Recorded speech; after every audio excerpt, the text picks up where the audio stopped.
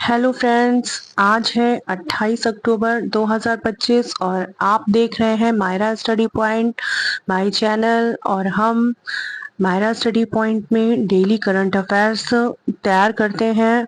Very important current affairs को हम रोज revise करते हैं, पढ़ते हैं और इनमें एक्सप्लेन के साथ साथ आपको बहुत सारे फैक्ट्स, कंटेंट और संस्थाओं की हिस्ट्री भी जानने को मिलती है। क्योंकि मैं अपने करंट अफेयर्स में आपके लिए सिर्फ टू द पॉइंट क्वेश्चंस को नहीं यूज करती हूँ, मैं कोशिश करती हूँ कि आपको मैक्सिमम और बेटर कंटेंट दे सकूँ। तो इसी के साथ आइए हम आज अपना पहला क्वेश्चन तैयार करते हैं। और हमारा पहला क्वेश्चन है, एपेक एआईजी की बैठक का आयोजन कौन सा देश पहली बार कर रहा है? तो सबसे पहले आपको पता होना चाहिए कि ये एपेक एआईजी ये क्या होता है। तो एपिक एआईजी का फुल फॉर्म होता है Asia Pacific rocket investigation group.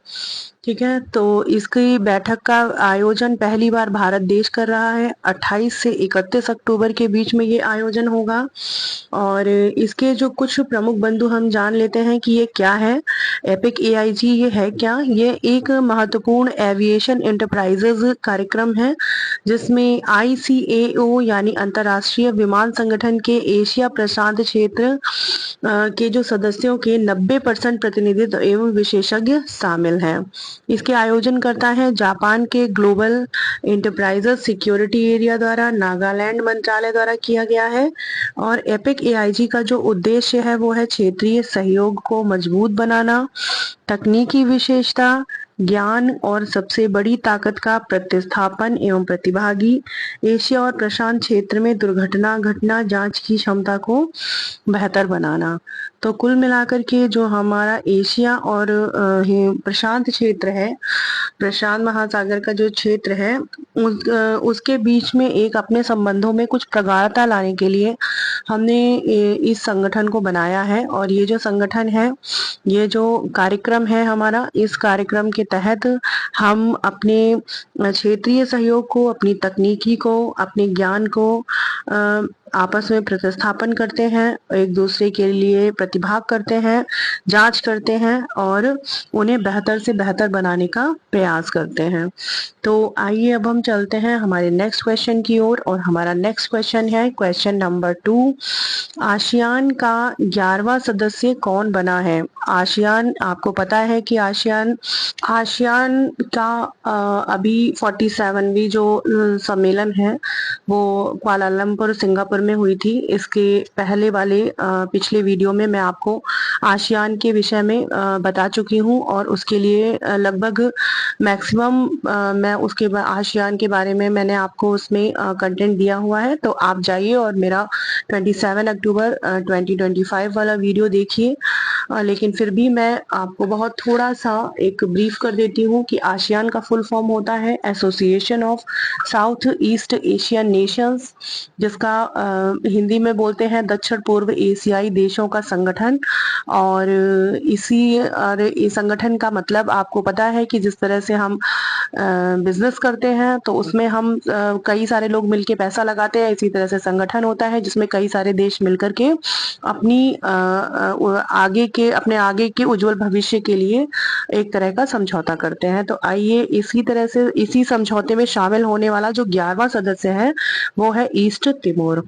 तो अब हमारा नेक्स्ट क्वेश्चन नंबर 3 है, एशियाई यूथ गेम्स 2025 का आयोजन कहाँ हुआ है? तो एशियाई यूथ गेम्स जो है वो बहरीन में हो रहा है। और ये इस समय चर्चा में इसलिए है क्योंकि भारत ने इसमें स्वर्ण पदक जीता है। किस क्षेत्र में जीता है? तो ये कबड्डी में जीता है। और अंडर 18 बालक और बालिका दोनों टीमों ने इस पदक को जीतकर हमारे भारत का नाम रोशन किया है। तो इससे आगे हम देखते हैं नेक्स्ट क्वेश्चन, हमारा क्वेश्चन नंबर 4। श्री शेष शाह हाल ही में निधन हुआ है, यह कौन है? ये बहुत ही जाने माने अभिनेता हैं जिनकी बहुत सारी फिल्म्स हम लोगों ने देखी हुई है और इनका अभी हाल ही में निधन हुआ है, तो इसलिए ये चर्चा में है।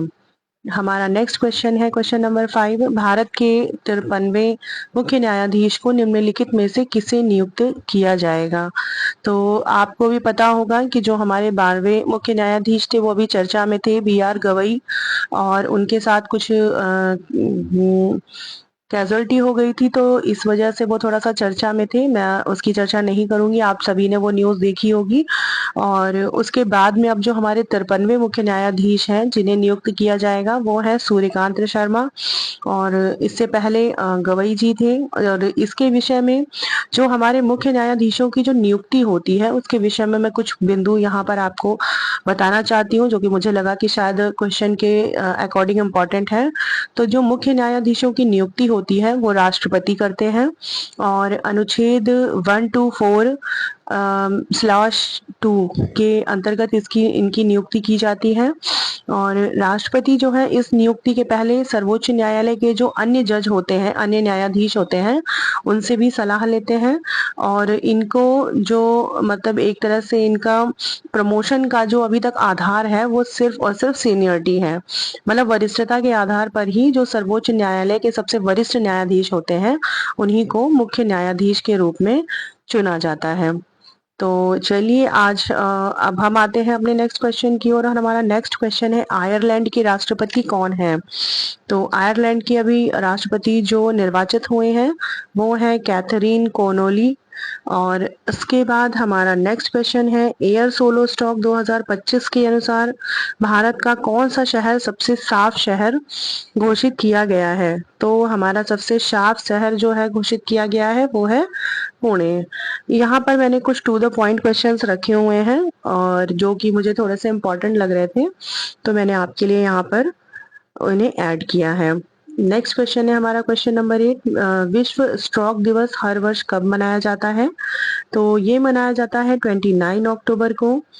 9th क्वेश्चन है हमारा एक दिवसीय क्रिकेट में सबसे ज्यादा रन बनाने वाले खिलाड़ी कौन बने? तो वनडे में सबसे ज्यादा रन बनाने वाले खिलाड़ी जो है विराट कोहली, हम सबके फेवरेट।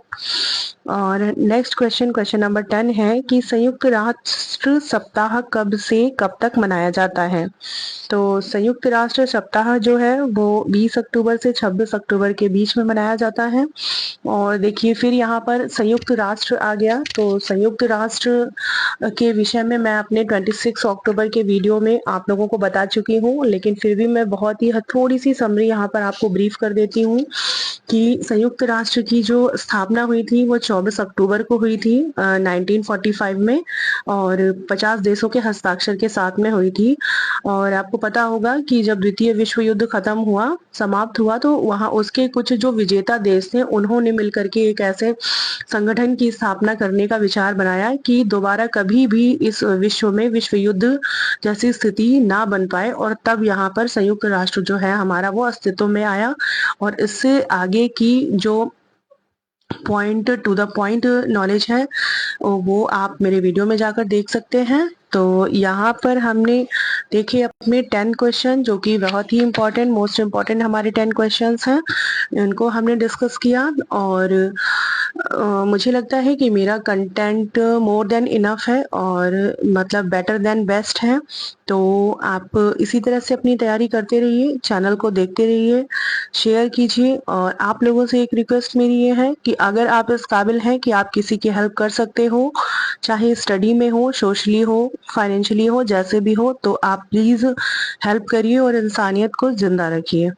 और मैं भी यही करने की कोशिश कर रही हूँ कि अगर मेरे पास स्टडी है, मेरे पास नॉलेज है, तो मैं अपने नॉलेज को उन बच्चों के साथ बांटना चाहती हूँ जो कि महंगी महंगी पढ़ाई और महंगे महंगे ट्यूशन्स अफोर्ड नहीं कर सकते हैं। तो इसीलिए मैं उन्हें अपने बहुत ही सरल भाषा में, अपनी नॉर्मल लैंग्वेज में, जो हम लोग नॉर्मल यूज़ करते हैं, उसमें अपनी क्लासेस देने की कोशिश करती हूँ और अपना बेस्ट से बेस्ट कंटेंट और वॉइस देने की कोशिश करती हूँ। तो चलिए यहाँ से हम फिनिश करते हैं आज की क्लास। जय हिंद, जय भारत।